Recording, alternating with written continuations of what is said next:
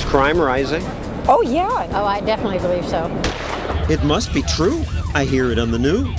Crime on the rise. Growing so rapidly. Maybe violent films are the reason. How hard can it be to kill 10 men? Or maybe it's guns. Should government have stricter laws, ban guns? I feel like we should. It's time for our leaders to act. Right now. So our leaders did act. Watch out, kids. He picked up that Pop-Tart, made gun noises, shooting noises. Ridiculous. But didn't government have to do something? I'm told it's a mean, mean world. Is it? That's our show tonight.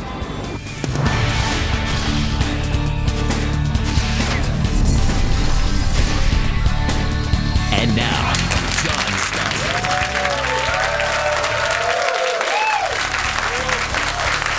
Is it a mean, mean world? It certainly seems like one when you watch us. We're in a war. Terrorist threats to the United States. The Ebola outbreak. Oh my goodness, I'm scared.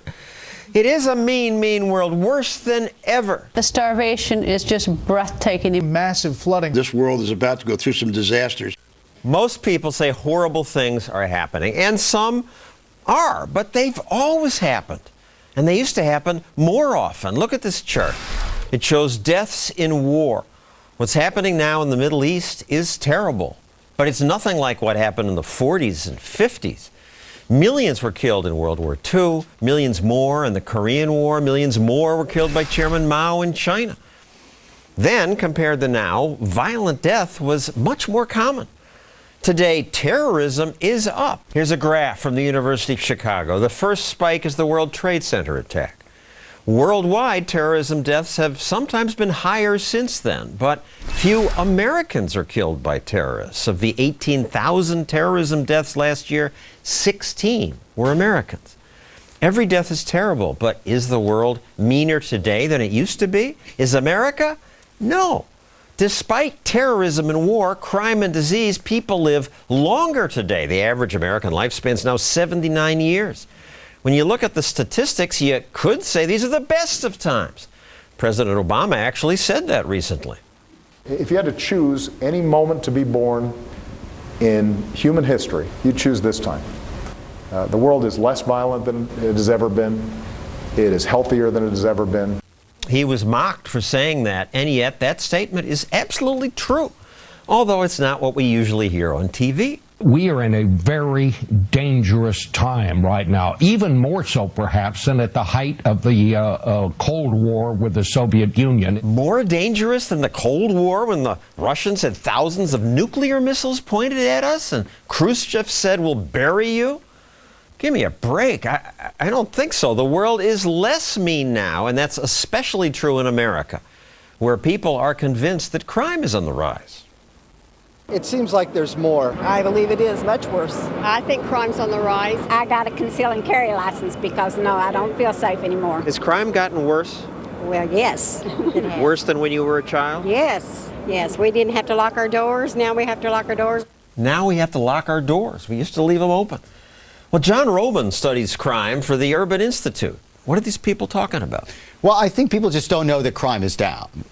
In the last, if you look at the last century, from the 20s through the 50s, crime was pretty steady at a low rate. Crime explodes in the 60s and 70s, stays astonishingly high in the 80s, and then declines in the 90s, and then sort of stays the same last decade. In the last 5 or 6 years, it's declined again. And that story just is not getting told. Homicides down 51%, rape 35%, robbery down 56%, assault down 45%. It's good news. It's great news. But the thing is, and the thing that's interesting about it is, in the 90s, crime declined everywhere. But in the last 5 or 6 years, it's really only declined in some cities. If you're in Washington or New York or Dallas or San Diego, violent crime is way down. If you're in Philly or Chicago or Detroit, it's not. And the stories about the crime in Philly and Chicago and Detroit are getting told all across the country. Because that's the big news. But overall, it's down. But some people just have a hard time believing this. And when I tell them, most wouldn't believe me. Is crime rising? Oh, yeah, in Chicago and big cities, sure it is. Would you be surprised if I told you crime is not up? It's down? Yes. I think crime is on the rise. Finally, a former police officer. Is crime up? Statistically, it's down. I used to do statistics for the police department back in like '94, and our homicides actually ended up being 942. And that was like the high in that decade. Now it's about half that. Interestingly enough, New York during that time was reaching 2,300. And right now, New York and Chicago are like neck and neck for homicides. It's our most informed interviewee so far.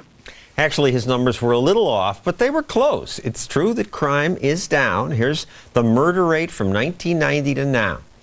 Here's rape. Here's robbery. And even when you tell people, they don't want to believe it. People think that crime in their neighborhood is getting better, but they think crime in the city that they live in is getting worse. And the reason is that they're bombarded with messages from media about how violent the world is. They're bombarded with shows like Gangland that show them gang violence that's really from 1990, but they're not told that's sort of portrayed as being from today. And so, of course, people have the wrong message. And why is it down? We had places where we had immigrants move into central cities. We had them reduce the amount of segregation in those cities, and that helped create gentrification, which created this virtuous cycle of economic development, which has really helped some cities.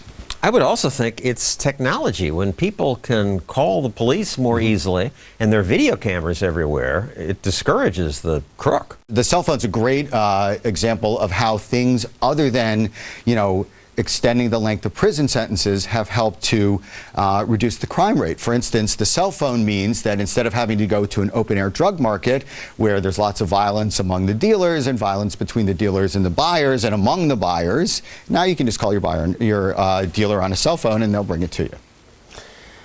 Okay. As you mentioned, as with all trends, there are exceptions. Crime sometimes goes up for a short period in a specific place, and that bad news gets hyped. Violent and property crimes on the rise in this country for a second year in a row. Yes, that was true. In 2012, crime was up, but the trend has been down. Well, crime was up according to a survey of Americans. Crime, according to what was reported to police in 2011 and 12, was down. Violence was reduced. But the bad news gets picked up because bad news is news. Nobody's out by the back fence gossiping about who's being faithful to their spouse. If it bleeds, it leads. We all know this, right? Like the spouse analogy. And I think what's happened in America is every time somebody cheats on their spouse now, it's on the news somewhere. Whereas it used to be just come gossip to that yet. over the fence. All right, some myths. Suburbs are safer than cities. That used to be true. That's getting to be less true. The good news is that when we tear down high-rise public housing and we move people out of really violent places that poison the people, the crime doesn't follow them. Another myth, there's more mass killings, serial killings. The whole notion of serial killers is completely overblown. It sells books, it sells movies, it's wonderful fodder for TV shows. It's great. It's a great story to tell. It's really rare in America. If you talk to serial killers or serial offenders, I rarely do. And I have. And what they'll tell you is they can't believe they didn't get caught. They're not criminal masterminds. They're just people with a predilection they can't control, and they're pretty rare. I wonder what would happen to the crime rate if we legalized drugs. If drugs were legal, would there be much more crime? Yes, I think so. I think drugs is a cause of a lot of crime. If heroin and cocaine were legal, would there be more or less crime? I definitely think more. When you're taking substances like that, you don't think normally, and you're going to do more things to hurt people. And that's what the very respected managing editor of Fox News Health.com says. Dr. Manny Alvarez wrote this article saying, it's clear crime and drug use is on the rise. Absolutely. But it's not. Absolutely. You saw those graphs. Oh, come on. Listen, if you want to pick and choose statistics to prove a point. It's from the FBI. Ahead. Look, this is today's Wall Street Journal. You like the Wall Street Journal? Sometimes. Look at the heading. Mass shootings on the rise. This is a report from the FBI. Today. Just today. Right. So when you look at... But let me respond. They cherry-picked the year 2000, which was a low year. And your statisticians are cherry-picking the data. Violent crime is out of control. Drug abuse is out of control. Ask any doctor. It's less than it used to be, right? Yeah, and I used to have more hair, but I'm still bald. You know, look, at the end of the day, crime is a problem. You're a scaremonger. No, I'm not. I'm the guy who's at the hospital. You know what? When you go... It's horrible when it happens. But there's less of it. John, help me out here. You are entitled to your own opinions. You are not entitled to your own facts. No. And the facts are that violence in America has declined substantially. You just said before that in suburbia, for instance, right, where used to be happy-go-lucky neighborhoods in America today. You know, I walk my neighborhoods, and I live in one of the most wonderful neighborhoods in America. I walk that neighborhood, and I find, you know what I find? Heroin packets open, burned. Why? Because heroin is only $8 today. Back in the 70s, a pack of heroin would probably cost you, I don't know, $100. So but today, why do you want to keep fighting the drug war if it's not working? Why? Because I don't want more people addicted. Portugal decriminalized, and there are fewer addicts. Portugal made it less sexy. No, they give you a pass on 1 gram of cocaine or heroin. 1 gram. Is that what you have there? No, this is just to show and tell. I'll give you a free pass on that. But when you have all of that, you go to jail just like any place else. So there's different standards of criminal code. It's not the argument of legalizing drugs around the world. One man I interviewed inadvertently revealed a logical inconsistency to his wish to ban drugs. He's from Malaysia. If heroin and cocaine were legal, would there be much more crime? Oh yeah. In my country, if you have more than 10, 15 grams, you definitely are going to the hangman's noose. So there's no drug use in your country? Yes, there is. You say the answer is tough laws like the hangman's noose, but there's plenty of drug use anyway. Yeah. So it's not working? No, yeah, it's not working, but I think there are a lot of other things involved. It's not working here either. I do believe that the criminal code needs to be analyzed more deeply. You know, the legalization of marijuana, I used to be against it. Now I'm not so sure anymore. As a scientist, not as not as somebody just making an opinion. But no way crack or heroin, the stuff that... Absolutely not. Absolutely. But it's the black market that causes the crime. They steal to get the product. Not only that, also, listen, I don't think that this government right now has paid close attention in putting really the screws on countries that harbor, drug manufacturing. If you look at countries like Colombia or Bolivia and the border problems that we have, this is why you can find, heroin for $8 and why you can find pot for less than $5. And it's everywhere. You can call 1-800-FIND-DRUGS and you get it. So we need to fight a tougher drug war. We need to do our job. And the job of government is to protect the people. And right now, this country is not being protected at any level. So you want more protection? I don't know. Thank you, Manny and John. To join this argument, please tweet using that hashtag #MeanWorld or post on my Facebook page. We want to know what you think about this. Coming up, Hollywood hypocrites. They don't want you to have a gun. Newtown. Newtown. How many more? Enough. Demand a plan.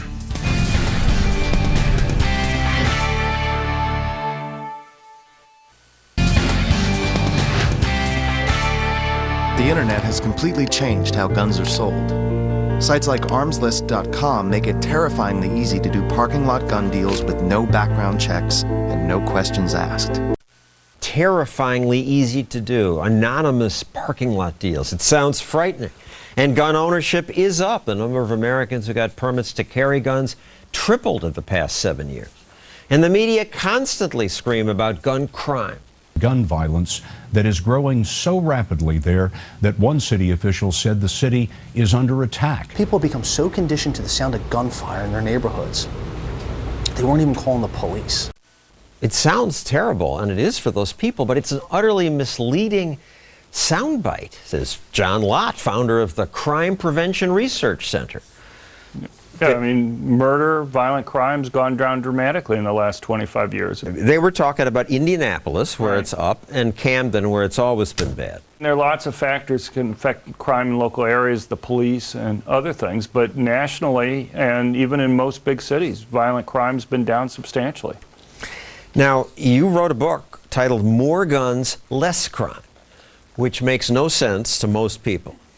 Well, just as you can deter criminals with higher arrest rates or higher conviction rates, the fact that victims can defend themselves can also make it risky for criminals to go and engage in crimes. We've seen, as you mentioned, a tripling of concealed handguns over the last 7 years, and murder rates and violent crimes have fallen. Let me ask the audience here. I gather your sympathies. How many of you own a gun?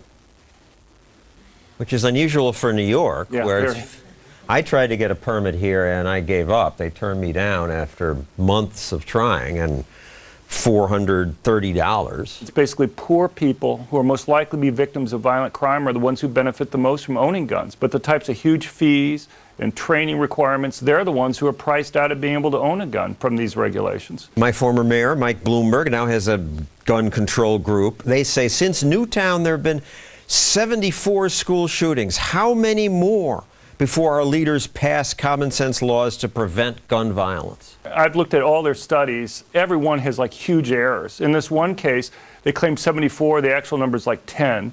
And they include things like somebody who used his gun defensively to stop two attackers as a Newtown.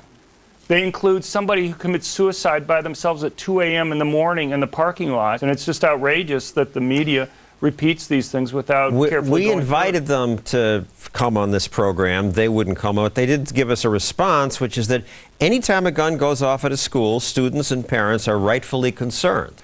If you look at the number of deaths in schools from guns, they've fallen over the last couple decades. The number of school shootings have gone down dramatically. It's just another one of these cases where the media has kind of created this hysteria where, in fact, we have a lot of good things that are happening in those areas. And speaking of the media hysteria, Dr. Manny pulled out the newspaper saying that mass shootings are up, says the FBI. But let's put the whole chart up. And you see that the trend line is down. They start in 2000, which just happens to be 2000, 2001, just happen to be very low years in terms of attacks. About a third of their cases don't even involve people getting hurt by gunfire. You know, there's maybe been a shot someplace in a public area, and they count that as a mass shooting. But nobody was injured, nobody was killed. Well, why is it mass if nobody is... You ask the FBI people who put the thing together. Well, let's continue the Bloomberg argument then. Here's another ad by his group. It depicts a woman victimized in her home by her ex-husband. Open the door! I need you to stay calm. He just broke in the door. You need to come now. Get away from him. Hey! Put him down! Get away! Get out of here! I'm taking him! But the commercial's odd because the violent ex-husband could just as easily be an argument for gun ownership. Had the woman owned a gun, she could have defended herself. Yeah, here's the point. Now, I mean, I agree with you. The point is the man is much stronger than the woman is. The presence of a gun represents a much bigger change in her ability to defend herself than it does for a man to go and do the attack. He's already much stronger. And so, you know, if anything, what you find is that women benefit much more than men do from having guns. Well, we threw that at the Bloomberg group, too. They said we should be focused on keeping guns out of the hands of domestic abusers in the first place. The presence of a gun in a domestic violence situation, whether it belongs to the woman or her abuser, makes it 5 times more likely that the woman will be killed. The Bloomberg people just can't get these things right. The very study... They cited a study. I know, but if you actually read the study, maybe they're used to media people that don't read the studies. We read the study. It doesn't say what they say. It says the opposite. That women who are separated that have guns have a lower probability of that type of harm happening to them.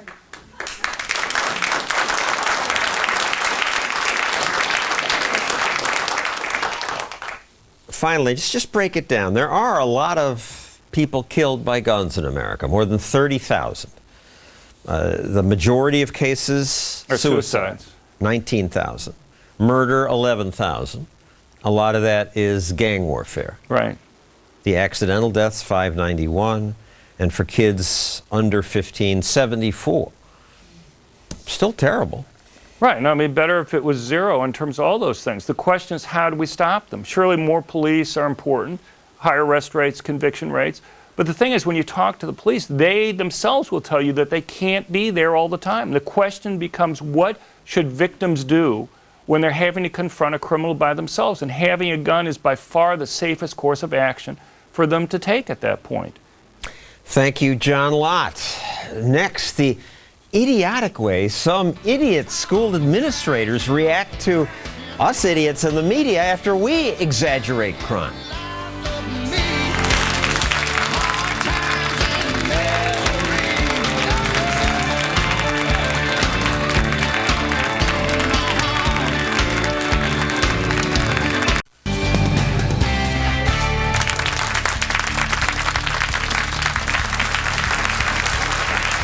We should have a contest sometime. Just how stupid are some school administrators? In Maryland, a 7-year-old was suspended. Why? The teacher says that he picked up that Pop-Tart, made gun noises, shooting noises, and pointed it at children. A Pop-Tart? These are really a threat? What is the school thinking? The school said it wasn't the first offense, and it's unfortunate that his lawyer turned it into a spectacle.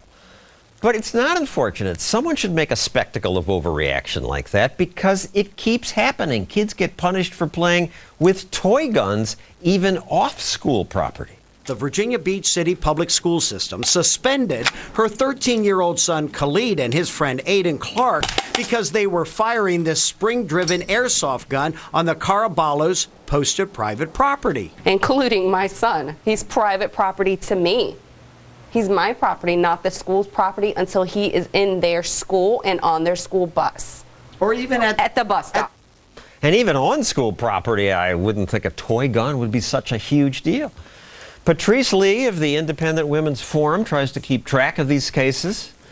Patrice, it's a mean world. We got to make sure the kids get the message. You're feeding into the culture of alarmism here. What we're seeing is an overreaction by school administrators and people who are trying to stop what could be harmful actions on the parts of young kids, but they have an unintended consequence of really harming the students that they're meant to help. What are these people thinking? I mean, a Pop-Tart. So they're thinking that that could be used and construed in the wrong way. Another student can feel hurt by it or fearful of it, and then it could cause a chain reaction and unfortunately lead to some sort of lawsuit down the line. Don't they get embarrassed? I rarely hear them like, yeah, we went too far. They never admit that. They don't want to admit that they've come up with a bad policy. And unfortunately, they're at odds against communities and individuals and families who really are the ones who should be deciding what's best for the kids. The craziness is not confined to school boards. It thrives even in the child welfare bureaucracies. In New Jersey, the Fox affiliate reporter Bill Anderson reported on a boy who got in trouble because he played with a pencil. You may have heard the story of 13-year-old Ethan Chaplin. He's the young man who was suspended from school for twirling a pencil. Another student said that the pencil appeared threatening, was symbolic of a gun, and ultimately told the teachers. Ethan was suspended. He was ordered to undergo psychological evaluation. Then the geniuses at the New Jersey Department of Children and Families stepped in. Ethan's father explains what happened then. First, they stripped him. They put him in a bed, took everything away from him, including his phone. About an hour later, they took urine. And then about 45 minutes later, they took blood in which he passed out. And they released him. The school investigated and cleared this young man of any charges, and we thought that that was the end of the case. And then the state decides to step in and say to the father, well, we think that because you didn't send your child to counseling, that there's some sort of harm being done to him. So now this father is in danger of potentially losing his son.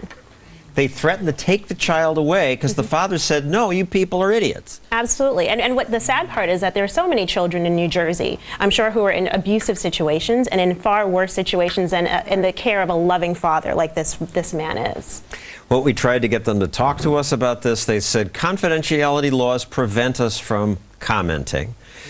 Simply twirling a pencil is not a basis to initiate Child Protective Services. They imply there was some other sinister stuff going on. That's what happens when you stand up against bad, misguided policies. But that doesn't mean that parents and children should not stand up when things like this come against them.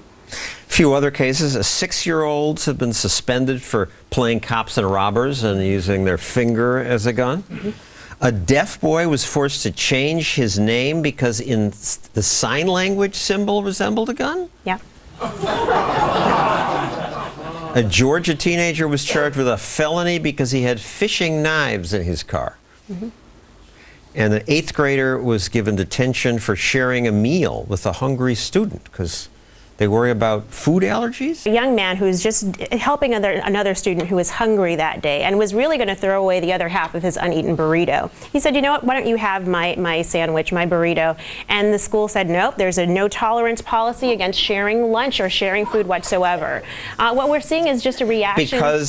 Well, because there's a fear that you can pass on germs and some sort of infectious disease. Again, overreaction, and it's meant to stimulate us to feel like the world is falling and our children are at risk. They're not at risk. They're safe, and we should be protecting them, not turning over to the schools.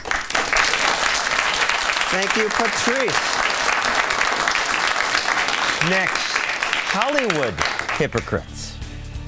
Columbine. Virginia Tech. As a human being. For the children of Sandy Hook. Demand a plan.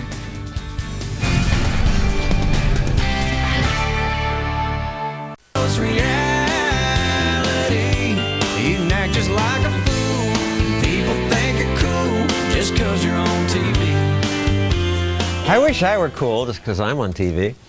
I am told those of us on TV have influence, and that's why some of us and movie stars use their celebrity to promote causes, and in this case, gun control. Fort Hood. Oak Creek. Newtown. Newtown. Newtown. For the children of Sandy Hook. Demand a plan. Okay, they're entitled to their opinion. They want gun control, except many of them are hypocrites. Film critic Christian Toto is here to explain why. Why are they hypocrites? Well, you know, some of the actors in that particular clip have been in other movies, and in those movies they engage in a lot of violent activity, guns, explosions, and they're showing themselves in a very it's a kind of a glamorous way to look at fighting the bad guys and saving the day. And shortly after the celebrity's anti-gun commercial aired, someone made a new version, adding clips, like Christian mentions, of what many of those actors do in their films. Columbine.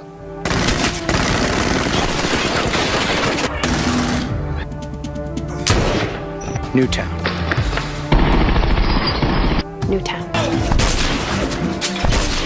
It's funny because that clip does what the mainstream press often doesn't do. It sort of holds them to a higher standard. It says, hey, you need to look at what you're doing. You're not just going to put out this video and get no questions. But they make violent movies because people, mostly teenage boys, really want to see violent movies. Does this have an effect? I don't know. Is there, let me ask you, do you think there's too much violence in movies? Does it upset you? No. Stossel audience, they're so different. I don't know that it really affects people, but let's name some of the famous hypocrites. Sylvester Stallone once said, I know we use guns in films, but the time has come to be more accountable and realize this is an escalating problem. Then he went on to make The Expendables. Let's do what we do.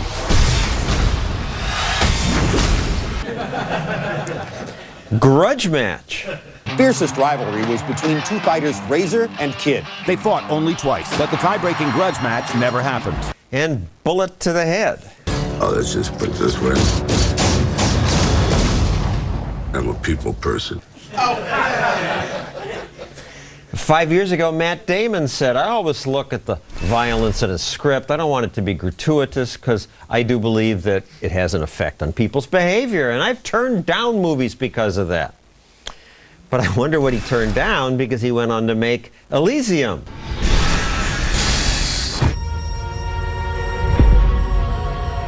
True Grit. I'm a Texas Ranger. And Green Zone.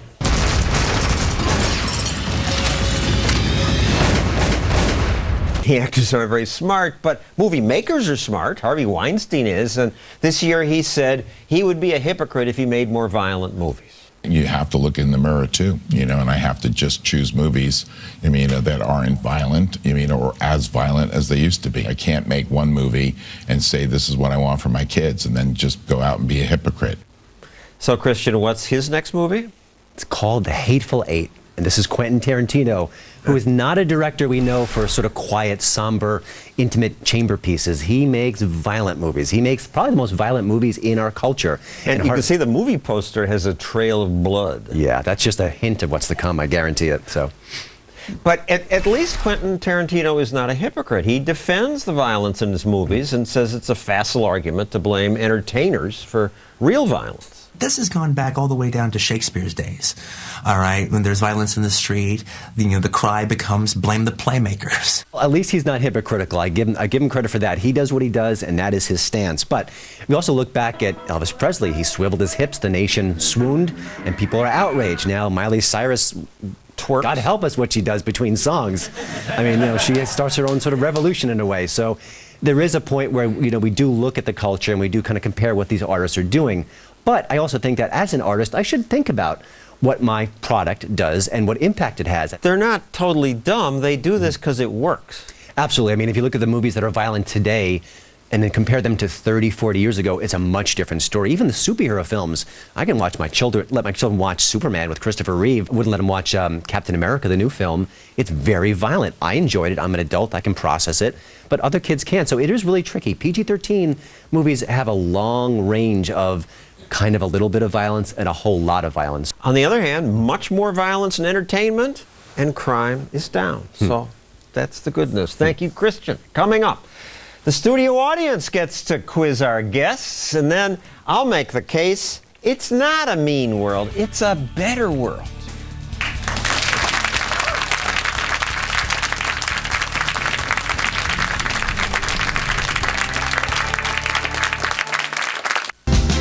This is a mean old world. Baby, to living all by yourself. But it's not such a mean world. At least that's what my reporting has taught me. But now it's your turn. Here to take your questions or criticisms are John Locke from the Crime Prevention Research Center, Patrice Lee from the Independent Women's Forum, and film critic Christian Toto. First question from Facebook. I guess this is for you, John. Nick Trika asks, a common counter-argument to pro-gun people is Australia put strict gun laws in place in 1996. Since then, they've had a low crime rate, no mass shootings. What's your response? I think it shows the opposite of what he thinks it shows. There was a big gun buyback, reduced guns by about a third, but then since then people have gone out and bought guns and gun ownership rates about back to where it was before. What that would predict is a sudden drop and then an increase in crimes and firearm suicides, and that's not the pattern. In fact, if anything, it's done the opposite of what they would claim. To the audience, who's first here? Yes, ma'am. Does anybody have a comment on what does happen when guns are banned by an entire country Right. over history? What has happened? Yeah, that's a good question. In fact, every single time guns, either all guns or all handguns have been banned, murder rates go up. It's because the law-abiding, good citizens are the ones who obey the law, turn in their guns, and not the criminals. And just as criminals can bring in illegal drugs, they can bring in the guns that they use to fight those battles. Go ahead. This question is for Patrice. You and John showed these terrible, terrible examples of school policy run amok, and I just wanted to know, has there been any substantive action to correct those policies? It's about common sense, but there's another case, interestingly, where a young woman, chapstick was banned for in her school, strangely, and she actually... It's an over-the-counter medicine, they say. But what she did is she collected 30,000 signatures and is turning them into her school system to say, you know what, actually this ban does not make any sense, and for me, who has a chronic chapped lip problem, I deserve to be protected just as much. So it's as much about the individuals and the parents standing up, and then, laws maybe, but when we stand up and we unite together, that causes a lot of change. You have talked about movies and efforts to ban guns, but what about video games? They are continually demonized in the media, and yet any research is conflicted at best. Most of it is. Christian, you have a take? Yeah, I mean, video games are more intensive because you're taking on the identity of the shooter in many cases. So it's not just you watching James Bond saving the day, it's you shooting at different people. Video game use, violent video game use is way up, and crime is down. In Japan, you play even more of these horrible games. Very little crime. The research study with movies and TV says that it's a factor. They can't have a cause and effect relationship, but they say it's one of many factors. Of course, the child's upbringing, the parents, there are lots of different things that come into play. So yeah, I mean, sometimes you see cases where there was someone who's a mass murderer, you look at his past, and there's a whole bunch of violent video games in there. So can't blame him. He drank milk, too. Yeah, I know. That's how complicated this is. Correlation is not causation. Yes, sir. Yeah, my question is, you showed clips of commercials where there was accidents in the home with children being shot with guns. I have 3 small children, 2 of which are girls.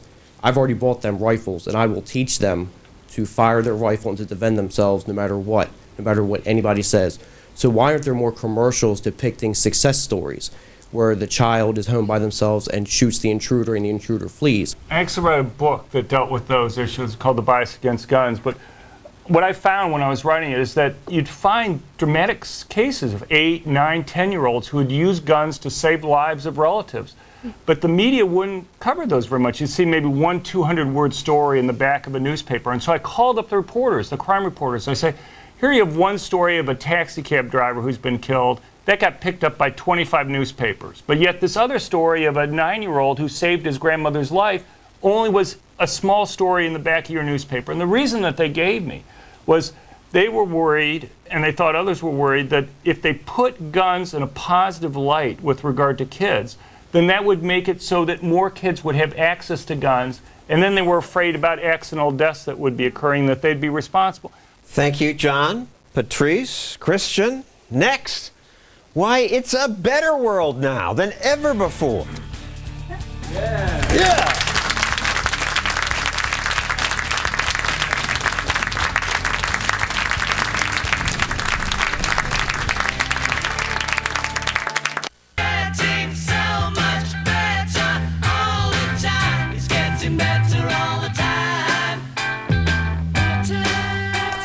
It is getting better. We live longer now. Fewer people live in dire poverty. There are fewer wars. The last decade saw the fewest lives claimed in war since record-keeping began. Despite all the scary things we report on now. And I don't mean to minimize those risks. They are real and these need to be addressed. But for most people, most places, the world is less mean. There's something called nostalgia syndrome, where people assume things used to be better, as in this Woody Allen movie where the star wants to return to Paris in the 20s. All I see are no global warming, no TV, and suicide bombing, and nuclear weapons, drug cartels. Usual menu of cliched horror stories. Well, you know, nostalgia is denial. Yeah, nostalgia is denial. It was once considered a disease. This article in The Atlantic reports a Russian general told his troops, the first one to come down with the nostalgic virus will be buried alive. And he made good on his threat. Nostalgia makes us forget that the past largely sucked. People died young. 50 years ago, most men my age were already dead. Crime was common. Suffering and violence were much more prevalent. The air and water were filthy. Today, the air and water are cleaner, and crime is down over the past 25 years. Murder dropped by 50%, robberies by 50%, rape by 25%. We libertarians complain about today's politicians destroying our freedom and our future, and they do with their taxes and suffocating rules and overspending. But in spite of that, the free market has managed to make most of our lives less mean. Most of us have more choice and safer, longer, and more comfortable lives. Also, if you are black or gay or a woman, America is much less mean than it was. Let's not forget how bad things were for minority groups just a few decades ago. 50 years ago, few Americans worried about terrorism. We worried about different things. The population explosion is unstoppable. Millions will starve. Pesticides will give everyone cancer. The globe is cooling. A new ice age may come. More recently, do you remember the scare of 1999? Is it possible that we're in for an international disaster because so many of the world's computers will be utterly confused by what date it is? It's a problem that some fear could cripple the nation. Everyone knows failure of Uncle Sam's computers would be chaos. This is not one of the summer movies where you can close your eyes during the scary parts. When the year 2000 hit, all the airplanes were going to crash because computers can't handle the flip from the year 1999. And yet you probably don't even remember the Y2K scare. I remember only because I get paid to remember. I report on this stuff. But evolution has trained our brains to focus on today's scare. We forget the problems of the past and get scared about what the media hypes now. A University of Pennsylvania dean once said, people who watch lots of TV develop mean world syndrome. They feel they live in a gloomy world and that crime's rising, and this fear leads to bad politics. Fearful people are more dependent, easily manipulated and controlled. They may accept, even welcome repression if it promises to relieve their insecurities. That's the deeper problem. Yes, it is, because today Americans accept and even welcome repressive policies that go along with the politicians' promise to protect us. And we need protection. Most of that is government's job. But the world has not gotten meaner. We don't need more protection. The world is less mean now. Let's enjoy that and try not to mess it up. That's our show. Thank you for watching.